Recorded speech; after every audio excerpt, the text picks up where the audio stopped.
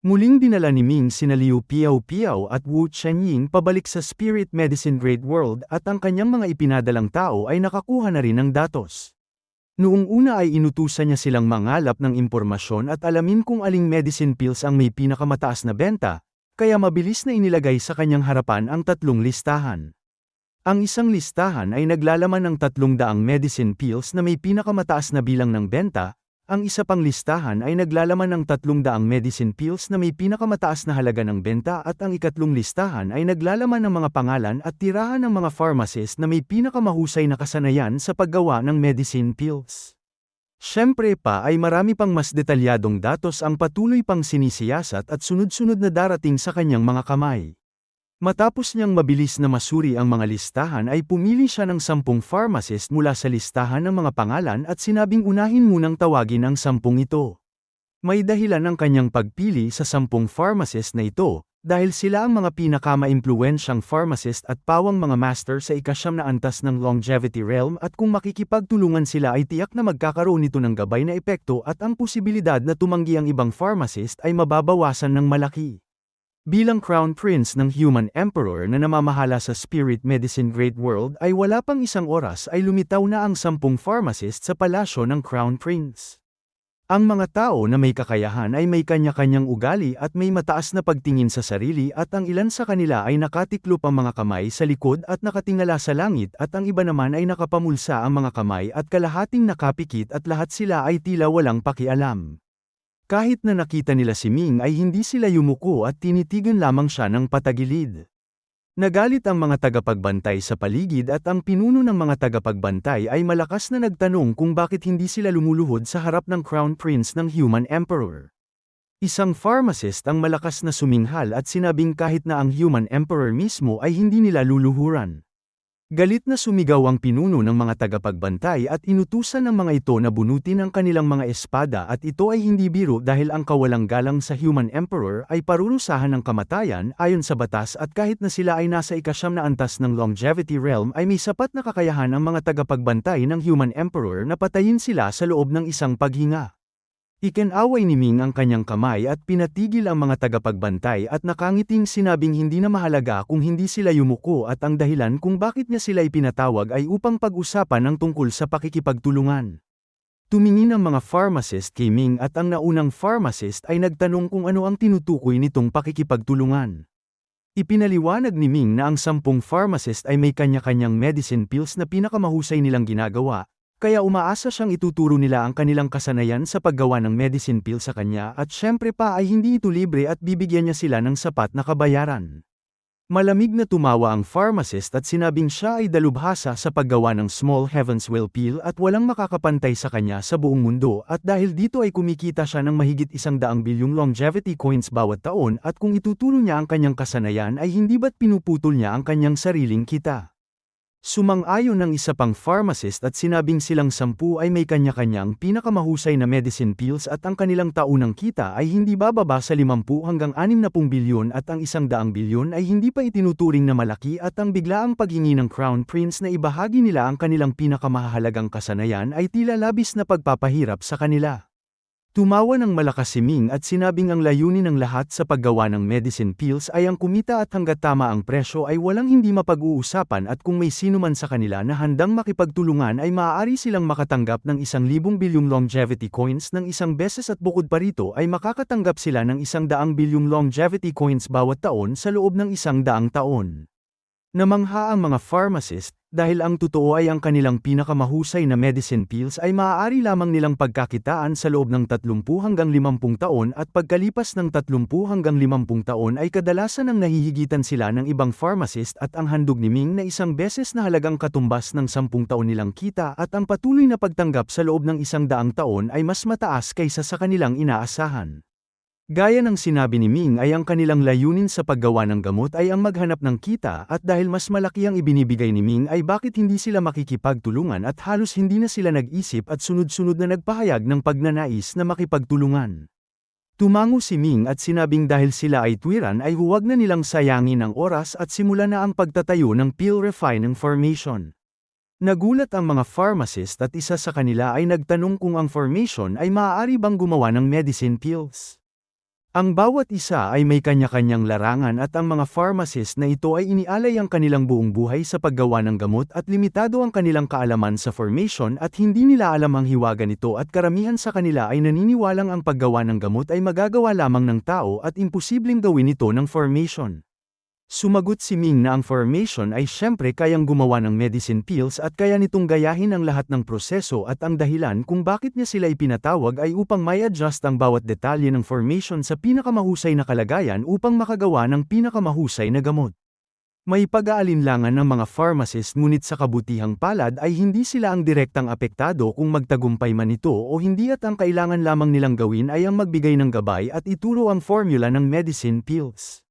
Sa kabilang panig ay may nakahanda na si Ming at ipinatawag niya kay Gan Jiamei ang 10 pinakamahusay na mechanical master mula sa sibilisasyon ng mechanical civilization at ang mga mechanical master na ito ay gumagawa ng napakapinong mga kagamitang mekanikal at kahit na ang mga makinang nakita ni Ming sa dating lupain ng sangkatauhan ay hindi maaaring ihambing sa kanila at masasabing napakalayo ng pagkakaiba. Ang mga pharmacist, mechanical master at ang formation ni Ming ay nagsama-sama at sa loob lamang ng kalahating araw ay sinimulan ng gabayan ng mga mechanical master ang mga artisan puppet sa paggamit ng iba't ibang materyales upang itayo ang mga makinang panggawa ng gamot at si Ming ay nagpadala ng mga engraving puppet at talisman formation puppet upang maglagay ng formation sa mga kagamitang mekanikal at ang mga pharmacist ay nagbigay ng gabay sa bawat hakbang kung paano ito dapat gawin. Napakataas ng kahusayan ng mga artisan puppet at pagsapit ng ikalawang araw ay isang paggawaan ng gamot na may habang ilang milya at sumasakop sa mahigit 100 ektarya ang naitayo at sa sandaling iyon ay nakatayo ang lahat sa harap ng paggawaan na may iba't ibang uri ng mga sangkap na nakalagay sa kanilang harapan. Ang 10 mechanical master ay sabik na tumingin kay Ming at nais nilang masaksihan agad kung gaano kahusay ang kanilang nilikha. Samantalang ang mga pharmacist ay nakatayo roon ng may pag-aalinlangan at hindi pa rin sila naniniwala sa makina at naisip nilang kung ang makina at formation ay makagagawa ng mahusay na gamot ay para saan pa sila. Sinabi ni Ming na maaari nang simulan at agad na binuhat ng 10 artisan puppet ang mga sangkap at inilagay sa pasukan ng mga sangkap. Isang malakas na tunog ang umalingaw-ngaw at ang mga Dharma Heaven coins sa formation ay nagsimulang magliyab at hindi mabilang na formation ang gumana at ang makina ay gumawa ng napakalakas na ingay at ang mga sangkap ay patuloy na pinadalisay at ang mga epektibong sangkap ay patuloy na pinagsama-sama at pagkatapos ay pinadalisay at inayos at makalipas lamang ng 15 minuto ay mula sa metal na tubo sa kabilang dulo ng makina ay gamulong ang mahigit 100 medicine pills. Tila na kuryente ang mga pharmacist at sabay-sabay silang tumakbo patungo sa labasan ng gamot at nakita nila ang mahigit 100 medicine pills na may mataas na kalidad na nakalagay sa isang jade na tray at nagkatinginan sila at agad na kumuha ng tig-iisang medicine pills at inamoy at dinilaan at sa huli ay diretsyong nilunok ito. Ang pharmacist na nagbigay ng formula ng medicine pills ay hindi makapaniwalang sinabing ang kalidad ng Goldwind Body Refining Pill na ito ay mas mataas pa kaysa sa kanyang ginagawa at ang kalamangan nito ay sa pagiging dalisay at walang anumang dumi. Isang bagay na kahit siya ay hindi kayang gawin. Sunod-sunod na tumango ang ibang pharmacist at sumang-ayon sa obserbasyon ng pharmacist na ito. Nakangiting sinabi ni Ming na tila ang kanilang unang hakbang ay nagtagumpay at tinanong niya ang pharmacist na nagbigay ng formula ng Goldwind Body Refining Pill kung ilang piraso nito ang kaya nitong gawin sa isang araw. Sumagot ang pharmacist na kung kumpleto ang mga sangkap at puno siya ng lakas ay kaya niyang gumawa ng hindi hihigit sa 30 piraso sa isang araw at pagkatapos niyang tingnan ng makina ay nakita niyang ang materyales na ginamit nito ay nakagawa ng 124 na medicine pills. Samantalang kung siya ang gumawa ay hindi hihigit sa 80 piraso. Sinabi ni Ming na kung gayon ay mas mataas ang kahusayan ng makina at ang makinang ito na sadyang ginawa para sa Goldwind Body Refining Pill ay kayang gumawa ng 80,000 piraso sa loob ng isang araw at isang gabi kung sapat ang mga sangkap at buong lakas itong gumagana. Nang marinig ito ng mga pharmacist ay halos malaglag ang kanilang mga mata. Dahil ang Goldwind Body Refining Pill ay isang mas mataas na antas ng medicine pills at mahirap itong makuha at sa merkado ay ang mababang kalidad ay nagkakahalaga ng 20,000 longevity coins at ang magandang kalidad ay nagkakahalaga ng mahigit 100,000. Kaya ang mga medicine pills na ginawa ni Ming ay maaaring ibenta ng 100,000 longevity coins bawat isa. Isang pharmacist ang tuwang-tuwang nagsabi na ang makinang ito ay kayang gumawa ng halos 30 milyong Goldwind Body Refining Pill bawat taon at kung babawasan nila ang presyo sa 50,000 longevity coins bawat isa ay aabot ito sa 15,000 bilyong longevity coins, na tila siya mismo ang kumita ng perang ito. Itinuro ni Ming ang makinang gumagawa ng gamot at sinabing ang bagay na ito kasama ang paggawa at materyales ay gumastos sa kanya ng mahigit 50,000 bilyong longevity coins at ang mga sangkap sa paggawa ng gamot ay napakamahal din at halos 1/5 ng presyo ng gamot, kaya sa kabuuan ay hindi siya kikita sa unang 4 na taon at maaari lamang niyang mabawi ang kanyang puhunan. Isang mechanical master ang nagsabi na ito ay napakahusay na, dahil ang makinang ito ay maaaring gamitin ng hindi bababa sa 100 taon at ang natitirang 76 na taon ay purong kita na lamang. Tumango si Ming at sinabing magpapatuloy sila sa paggawa ng mga makina sa tulong ng mga mechanical master. Sa ganitong paraan ay sunod-sunod na nagawa ni Ming ang 10 makinang gumagawa ng gamot na bawat isa ay gumagawa ng iba't ibang medicine pills at pagkatapos maitayo ang 10 makina ay hindi na siya personal na nakialam at sa halip ay ipinatawag ang pinakamahuhusay na formation master upang ipagpatuloy ang pagtatayo ng iba pang makinang gumagawa ng gamot. Habang gumagawa ng gamot ay napansin din ni Ming na marami sa mga hilaw na materyales sa paggawa ng gamot ay maaaring bilhin mula kay Princess Zhao Yu ng Moon Shadow Clan at noong una ay ipinagbili niya kina Wu Chenying at Liu Piao ang mga espiritual na gamot sa Tianyuan Continent at naging maganda ang kanilang negosyo at nagkaroon sila ng tiwala kay Zhao Yu. Noong una ay binigyan siya ni Zhao Yu ng isang transmission ring, kaya inilagay niya ang listahan ng mga sangkap na kanyang inilista at ipinadala ito sa Moon Shadow Clan at inakala niyang maaaring abutin ng ilang araw bago siya makatanggap ng tugon dahil napakarami ng kanyang order at iba't iba ang uri at marami ang partikular na mamahaling sangkap. Hindi niya inaasahang pagkapadala pa lamang ng kanyang listahan ay agad na kinontak siya ni Zhao Yu gamit ang transmission talisman at sinabi nitong hindi maliit ang negosyong ito at ang presyo ay ilang 10 ulit na mas mataas kaysa dati at umabot pa sa mahigit 100 ulit. Nagtanong si Ming kung kaya bang ibigay ng Moon Shadow Clan ang mga sangkap na kanyang inilista at dapat ay napansin ng prinsesa na ang presyo ay mas mataas ng maraming ulit kaysa dati at nagpasya siyang hindi na tulad ng dati na pinipiga ang presyo ng materyales at kumikita ng 1,000 ulit na kita at sa pagkakataong ito ay hahayaan niyang kumita ng sapat si Zhao Yu dahil sa ganitong paraan lamang sila magkakasama ng mahabang panahon. Sumagot si Zhao Yu na walang problema ang mga sangkap ngunit kailangan niyang magbayad ng paunang bayad, hindi dahil sa kawalan ng tiwala kundi dahil napakalaki ng halaga at hindi niya ito kayang sagutin ng personal.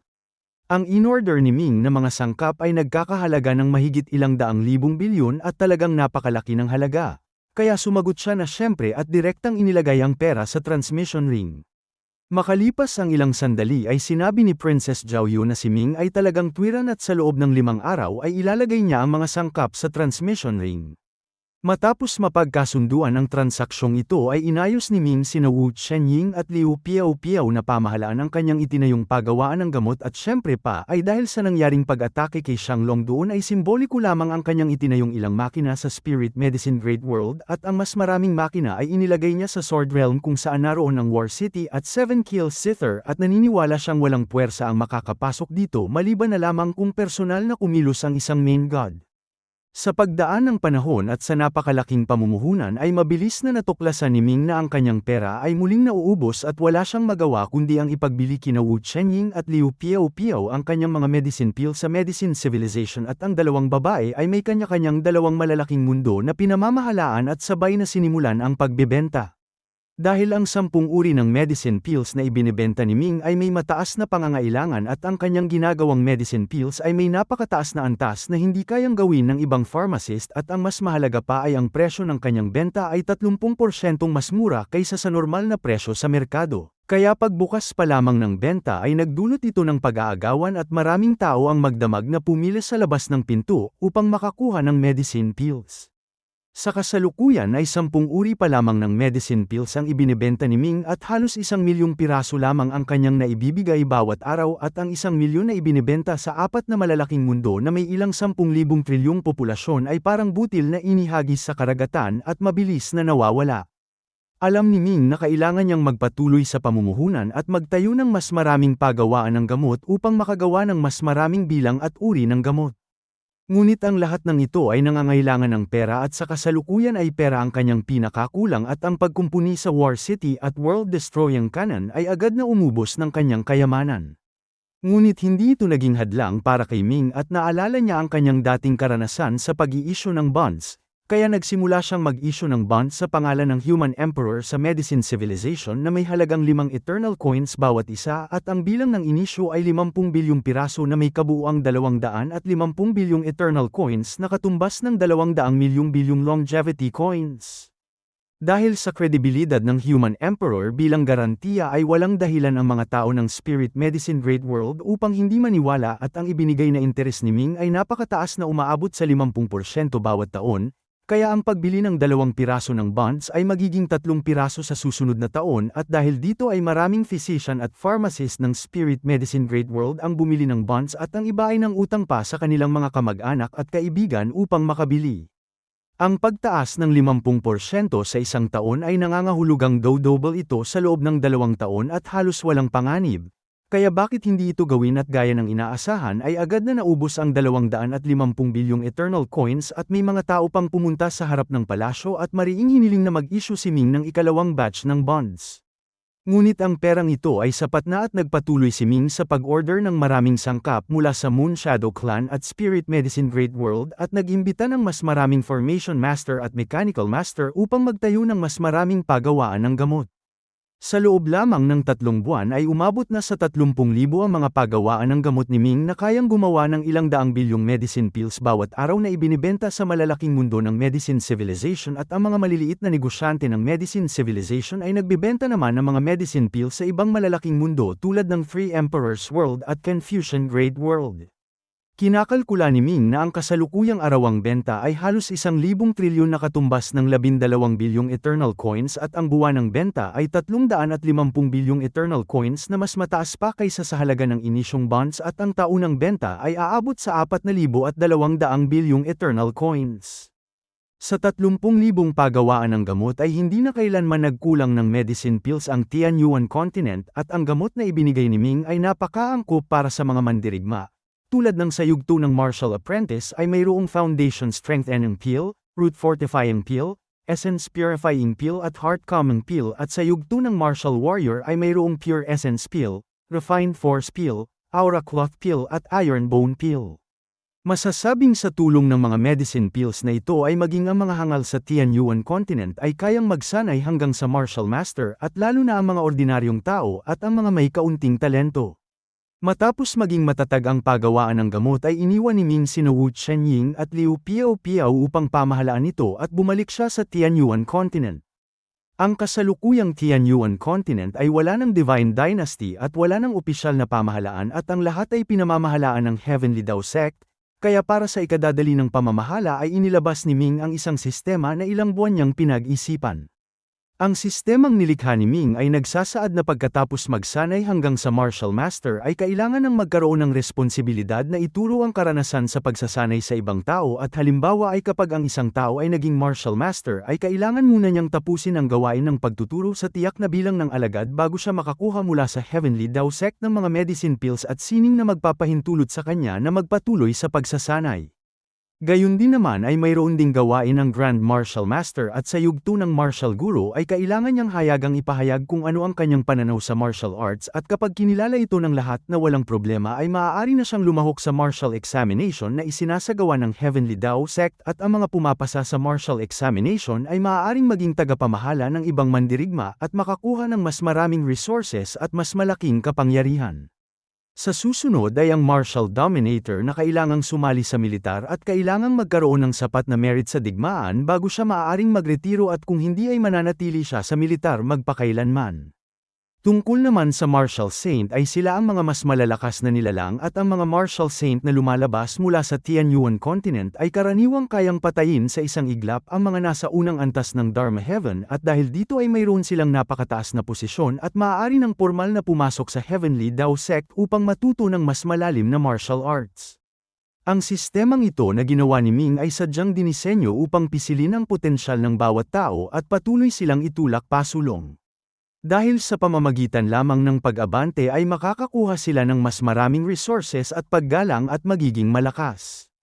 Kasabay nito ay mas maraming training treasure ground ang itinayo at sa bawat bayan ay may itinatayong sistematikong kagamitan sa pagsasanay mula sa martial apprentice hanggang martial saint na kumpleto lahat at masasabing ang pakikitungo sa mga mamamayan ng Tianyuan continent ay mas mabuti pa kaysa sa pakikitungo sa mga anak ng mga angkan noon.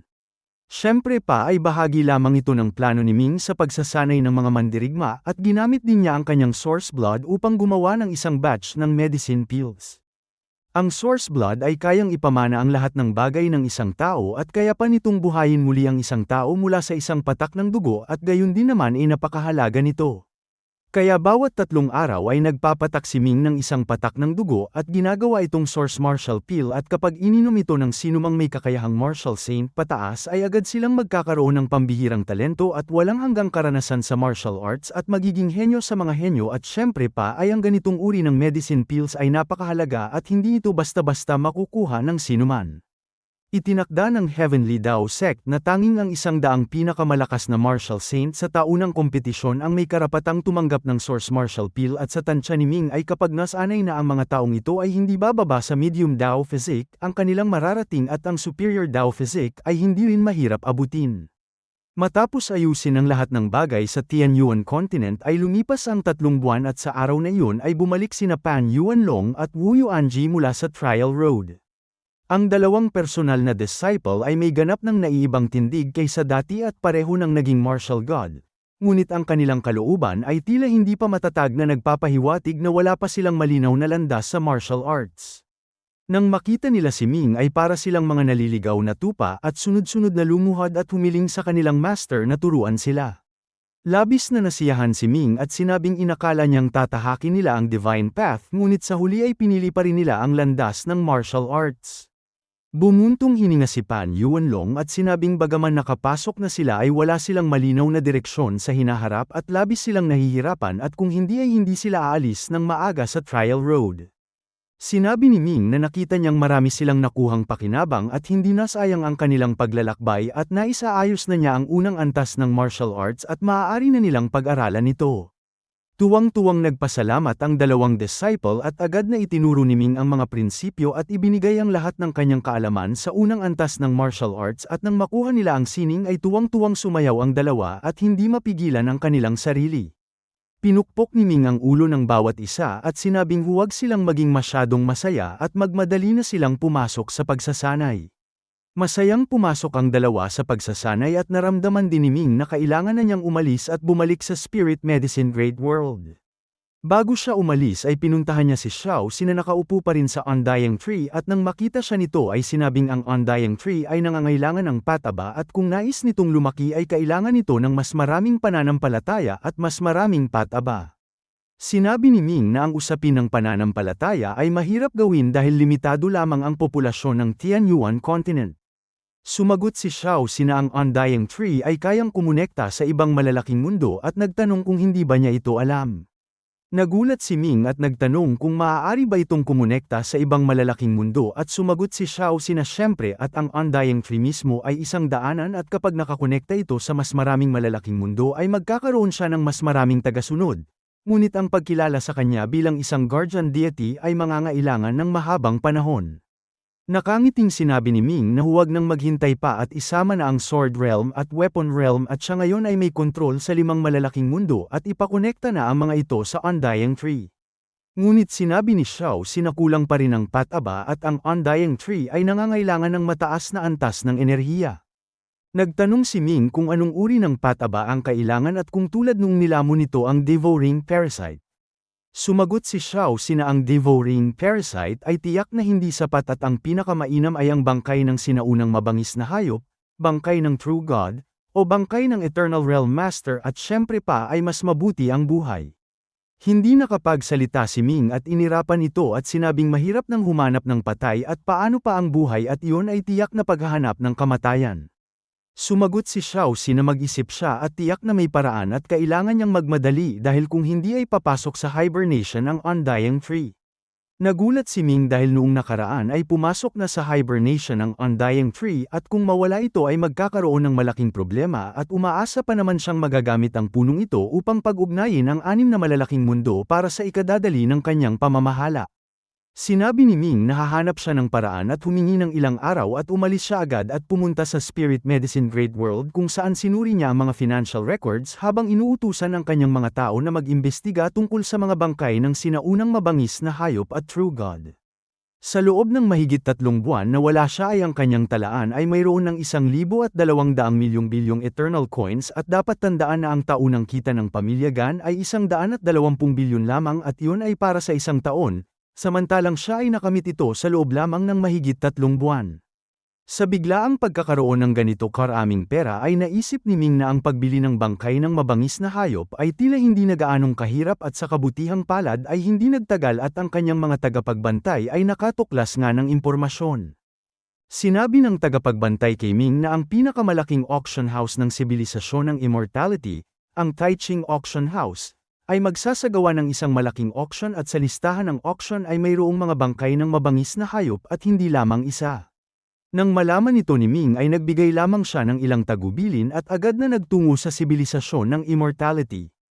Ang sibilisasyon ng immortality ay isa sa kasalukuyang pinakamalakas na sibilisasyon ng sangkatauhan at kabilang sa mga mataas na sibilisasyon at sa ilalim nito ay may kontrol ito sa ilang daang malalaking mundo at kalaunan ay pinagsanib ng mga malalakas na tao ng immortality ang mga pader ng malalaking mundo at pinagsama-sama ang karamihan sa mga ito. Ang mga malalaking mundong ito ay orihinal na mga piraso ng ancestral source continent at kabilang sa isang malaking piraso at ang pagkakapagsama-sama ay halos perpekto at mabilis na naging isang napakalaking kontinente na tinatawag na immortal continent at ang mga hindi pinagsamang malalaking mundo ay 37 na lamang at ang bawat isa ay may itinayong nagkakaisang dinastiya at ang mga tagapamahala ng mga dinastiyang ito ay tapat sa pinakamalaking puwersa ng Immortal Great World, ang Three Pure Ones Sect. Ang Three Pure Ones Sect ay napakalakas at kontrolado nito ang 70% ng mga resources ng sibilisasyon ng immortality at si Ming ay nakabasa na rin ng mga klasikong akda ng immortality at may malalim na pag-unawa sa pagsasanay ng immortality at pagpasok niya sa immortal continent ay ang una niyang ginawa ay ang makipag-ugnayan sa isang dating kaibigan. Noong una siyang pumasok sa Trial Road at pumasok sa isang malaking mundo ay nakaranas siya ng maraming kakaibang pakikipagsapalaran at nakilala ang isang henyong babaeng disciple ng Three Pure One Sect na si Shi Yufei at noong una ay ibinigay sa kanya ni Shi Yufei ang Three Pure True Art na may malaking tulong sa kanyang pagsasanay at ngayong siya ay nasa sibilisasyon ng immortality ay natural na nais niyang makipag-ugnayan sa kanyang dating kaibigan. Ngunit wala silang iniwang paraan ng pakikipag-ugnayan noon kaya kinailangan niyang magtanong-tanong at dahil napakalaki ng Immortal Continent ay direkta siyang pumunta sa pinakamaunlad na lungsod nito. Ang Taiching City at ang Taiching City ay talagang napakalaki na kahit ang imperial na lungsod ng Three Emperors World ay hindi ito kayang pantayan. Natural din na napakasagana ng Taiching City at pagpasok pa lamang ni Ming sa gilid ng lungsod ay naramdaman na niya kung ano ang karangyan at ang mga gusali rito ay walang mas mababa sa 30 palapag at ang mga tindahan at pamilihan sa paligid ay sumasakop ng ilang dosenang ektarya hanggang 100 ektarya at sa mga residential area ay may mga hiwalay na malalaking estate. Dahil dito ay bagaman malaki at masagana ang Taiching City ay hindi ito masikip at ang bawat tao ay may sapat na malaking espasyo upang mabuhay at lalo na ang mga tao ng Taiching City ay bihirang maglakad at sila ay sumasakay ng mga artifact o nakasakay sa mga immortal na hayop upang direktang makarating sa kanilang destinasyon at ito ang dahilan kung bakit kakaunti ang mga tao sa kalsada at sa halip ay ang mga harapan ng ilang tindahan, bahay, aliwan at sag-alan ay puno ng tao at may iba't ibang sasakyan na nakaparada. Si Ming ay walang dalang artifact kaya kailangan niyang lumipad ng mag-isa sa ibabaw ng lungsod. Ngunit hindi pa siya nakakalipad ng malayo ay isang araw mula sa lupa ang mabilis na pumutok patungo sa kanyang dibdib. Nagulat siya at inabot ito at sinalo ang araw at nagalit siya at ibinalik ang araw sa pinanggalingan nito. Sa isang hardin ay may isang kabataan na may hawak na pana at katatapos lamang magpaputok ng araw at ang kanyang target ay si Ming na lumilipad sa langit at habang pumapana siya ay nakangiti niyang sinabi sa kanyang mga tagasunod na isa na namang mahirap na tao at mabuti nang patayin ito upang maaga itong mamatay at maaga ring muling ipanganak. Sa Immortal Continent, lalo na sa Taiching City, ay tanging ang mga mahihirap lamang ang lumilipad ng mag-isa at ang sinumang may kaunting pera ay bumibili ng artifact o sasakyan at hindi kailanman lilipad tulad ni Ming at maging ang mga pulubi sa Taiching City ay nahihiyang lumipad. Kaya kapag may lumilipad ay itinuturing itong pinakamababa at walang katayuan at ang gayong tao ay hindi iginagalang saan man at dahil dito ay pinag-interesa ng kabataan si Ming bilang isang mababang tao at naisip niyang ang pagpatay sa gayong mababang tao ay hindi malaking bagay. Tulad ng pagpatay sa isang ibon na hindi man lamang dapat pansinin. Ang araw ng kabataan ay katatapos lamang pumailan lang nang ito ay bumalik ng 10 ulit ang bilis at tumagos sa dibdib ng kabataan at malalim na bumagsak sa lupa na tumagos ng ilang daang metro at hindi na ito mahanap pa at sa sobrang bilis ng araw ay pagkatapos lamang itong bumagsak sa lupa ay saka lamang narinig ng mga tao sa paligid ang matinis na tunog nito na tila may apoy na dulot ng pagkikiskis. Labis na nagulat ang mga tagasunod at nagmamadaling sinuri ang kabataan. Ngunit ang pag-atake ni Ming ay puno ng galit at halos ginamit niya ang kanyang buong lakas at ang arrow ay may nakakabit na iba't ibang kakaibang puwersa kasama na ang kapangyarihan ng sumpa at ang nakamamatay na lakas ng divine form, kaya pagdikit pa lamang ng arrow sa katawan ay agad na nasira ang mga laman loob, buto at kalamnan ng kabataan at maging ang kanyang utak ay kumulo kaya paano pa siya mabubuhay. Nang makita ng mga tagasunod na patay na ang kanilang master ay nagalit sila. Nagulat at natakot at alam nilang sa ugali ng kanilang Panginoon ay malamang na hindi na sila makakaligtas, kaya mahigit 10 liwanag ng pagtakas ang pumailan lang sa langit at sumugod kay Ming. Ang mga tagasunod na ito ng kabataan ay may kakayahang mula sa unang antas hanggang ika-6 na antas ng Dharma Heaven at walang gaanong malalim na kakayahan. Nang makita ni Ming na isang araw lamang ang nagdala ng ganito karaming tao ay malamig siyang ngumiti at ang Invisible Sword at Purple Lightning Sword ay pumutok sa kaliwa at kanan at ang dalawang liwanag ng espada ay pumatay sa kanila at ang mga taong ito ay paano makakalaban sa kanya na ang lakas ay katumbas na ng Longevity Realm at bago pa sila makalapit ay pinatay na sila ng liwanag ng espada at ang kanilang mga katawan ay naging laman at dugo na bumagsak mula sa langit. Isang malakas na tinig ang nagtanong kung sino ang naglakas loob na pumatay ng tao at nang sundan nito ni Ming ay nakita niya ang isang kabataang lalaki na halos kasing edad niya na nakasakay sa isang tigre na may pakpak at mabilis na lumilipad at ang kabataang ito ay may hawak na isang malaking espada at may kahangahangang tindig at puno ng lakas ng pagpatay. Nais ni Ming na umalis at ayaw niyang magkagulo. Ngunit naisip niyang wala naman siyang kasalanan at ang mga taong nasa ibaba ang walang dahilang pumatay sa kanya at siya ay gumanti lamang. Kaya nanatili siya sa ere at hinintay ang paglapit ng kabataan. Nang malapit na ang kabataang nakasakay sa tigre ay tiningnan niya si Ming mula ulo hanggang paa at malakas na nagtanong kung sino siya at bakit siya pumatay ng tao. Itinuro ni Ming ang kabataan sa ibaba at sinabing ito ay walang dahilang gumamit ng arrow upang patayin siya at sa kanyang galit ay ibinalik niya ang arrow at napatay ito at ang mga tagasunod nito ay sumugod sa langit upang patayin siya kaya pinatay din niya ang mga ito. Tiningnan ito ng kabataan at narinig ang paliwanag ni Ming at agad niyang naunawaan ang nangyari at tiyak na itinuring ng kabataan si Ming bilang isang mababang tao kaya inatake niya ito nang hindi nag-iisip ng malalim, ngunit hindi niya inaasahan na ang kakayahan ng taong nais niyang patayin ay ganito kalakas at sa isang galaw lamang ay napatay siya nito. Tumango ang kabataan at sinabing kung gayon ay may dahilan nito. Ngunit sa huli ay pumatay pa rin ito ng tao at ayon sa batas ng Taichung City ay kailangan niyang sumama sa kanya sa himpilan ng batas. Direktang tumanggi si Ming at sinabing paumanhin ngunit wala siyang oras at ang pagkakamali ay wala sa kanya at wala siyang dahilan upang makipagtulungan dito. Malamig na tumawa ang kabataan at sinabing sa tingin niya ay si Ming ay mula sa labas ng mundo. Ngunit pagdating nito sa kanilang sibilisasyon ng immortality ay kailangan nitong sundin ang kanilang mga patakaran at kung hindi ay hindi nito malalaman kung paano ito mamamatay sa huli. Sinabi ni Ming na huwag siya nitong takutin at siya ay naparito upang maghanap ng isang kaibigan. Sumagot ang kabataan na kahit sino pa ang hanapin nito ay kailangan nitong sumama sa kanya at inalag-alog ang kanyang malaking espada. Sinabi ni Ming na ang kanyang kaibigan ay si Shi Yufei na isang henyo ng Three Pure One sect at nagtanong kung kilala ba siya nito. Nagulat ang kabataan at pagkatapos ay labis na nagulat muli at nagtanong kung kilala talaga ni Ming si Shi Yufei at kung totoo ito. Tumango si Ming at sinabing siyempre at siya ay naparito upang hanapin siya. Biglang natuwa ang kabataan at sumigaw na siya ay isang rebelde at sa kanyang sigaw ay maraming sundalo na nakasakay sa tigre ang lumitaw mula sa iba't ibang direksyon at pinaligiran si Ming. Si Ming ay nanatiling kalmado sa gitna ng panganib at malamig na tiningnan ang kabilang panig at nagtanong kung bakit siya tinatawag nitong rebelde at kung saan ito nanggaling. Suminghal ang kabataan at sinabing ang pamilya ni Shi Yufei ay nagtaksil sa sekta at ang kanyang mga kamag-anak ay nakakulong sa immortal prison at naghihintay ng araw ng pagpugot at kung si Ming ay naghahanap sa kanya ay hindi ba't isa rin siyang rebelde at sa kanyang pagsasalita ay nagsimula ng sumalakay ang mga tao sa paligid.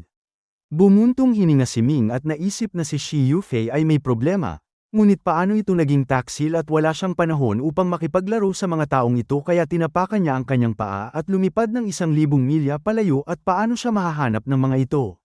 Sa sumunod na sandali ay pumasok si Ming sa isang bahay panuluyan at nagtanong kung saan ang Immortal Prison at ang bilangguan ay nasa loob ng imprisoning Immortal Mountain sa labas ng Taiching City na may malalakas na tagapagbantay at kahit na isang langaw ay hindi makalapit. Nagtanong din siya tungkol sa kaso ni Shi Yufei at ang pangyayaring ito ay ikinagulat ng buong lungsod at madalas itong pag-usapan ng mga tao pagkatapos kumain kaya madali itong malaman. Si Shi Yufei ay isang henyong disciple ng Three Pure One sect at malapit nang lumahok sa Three Pure Assembly at siya ay isa sa mga pangunahing kandidato na may malaking tsansang manalo at kapag nanalo siya sa Three Pure Assembly ay siya ang gagawing susunod na pinuno ng sekta at tatanggap ng pinakamahusay na pag-aalaga at pinakamaraming resources. Ngunit noong gabi bago ang assembleya ay ninakaw ni Shi Yufei ang pinakamahalagang kayamanan ng Three Pure One sect, ang Seven Treasures Immortal Garment at nahuli siya sa akto at ang mataas na pamunuan ng Three Pure One sect ay nagulantang at matapos ang masusing pagsisiyasat ay natuklasang ang mga kamag-anak ng ina ni Shi Yufei ay may koneksyon sa sibilisasyon ng Confucianism at labis na nagalit ang Three Pure One sect at siya kasama ang kanyang mga kamag-anak ay inilagay sa Immortal Prison at pagpupugutan pagkalipas ng 1 taon. Nang marinig ito ni Ming ay hindi siya makapaniwala, dahil si Shi Yufei ay malapit ng maging kandidato para sa susunod na pinuno ng sekta at gaano man kahalaga ang Seven Treasures Immortal Garment ay may halaga pa ba ito para sa kanya at bukod pa rito ay ang gayong uri ng mahalagang damit ay dapat na binabantayan ng mabuti. Kaya paano ito mananakaw ng isang tulad ni Shi Yufei? Mula rito ay nahinuha niyang si Shi Yufei ay malamang na pinagbintangan lamang at ito ay tiyak na may kinalaman sa Three Pure Assembly.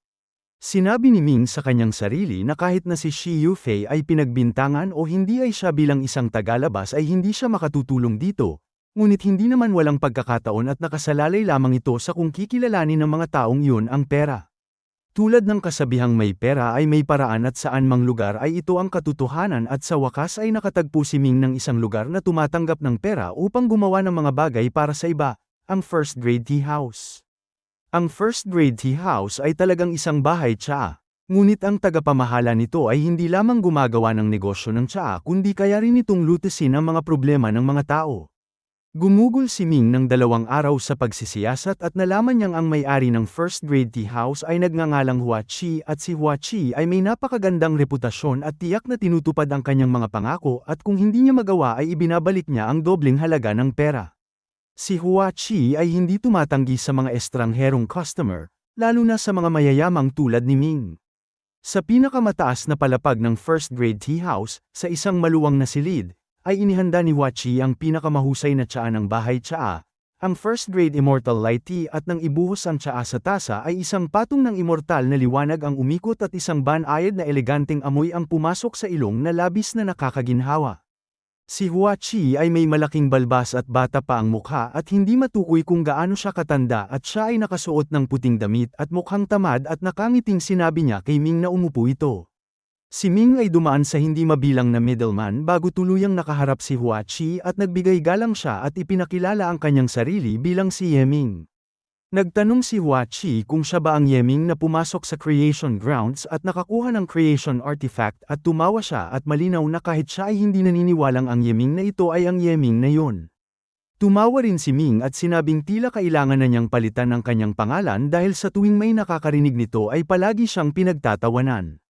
Ikinaway ni Hua Chi ang kanyang kamay at sinabing direkta na silang mag-usap at tinanong kung ano ang kanyang problema upang matansya niya ang presyo. Sinabi ni Ming na siya ay kaibigan ni Shi Yufei at nais niyang ilabas ang buong pamilya nito. Nagkunot ang noo ni Hua Chi at sinabing ang kaso ni Shi Yufei ay isang patay na kaso at hindi na ito mababago at kahit na mailabas niya ang mga tao ay hindi na maaaring manatili ang kanilang pamilya sa Immortal Continent. Sumagot si Ming na hindi ito mahalaga at ililipat niya sila sa ibang kontinente. Sinabi ni Hua Qi na kung gayon ay magagawa ito at habang hinahaplos ang kanyang balbas ay sinabing si Shi Yufei ay wala ng halaga ngayon at tanging ang taong nagturo sa kanya ang nag-aalala pa at tinansya niyang kung magagawa ang bagay na ito ay aabutin nito ng ganitong halaga at pagkasabi nito ay itinaas niya ang 5 daliri at bahagyang iniwagayway ang mga ito.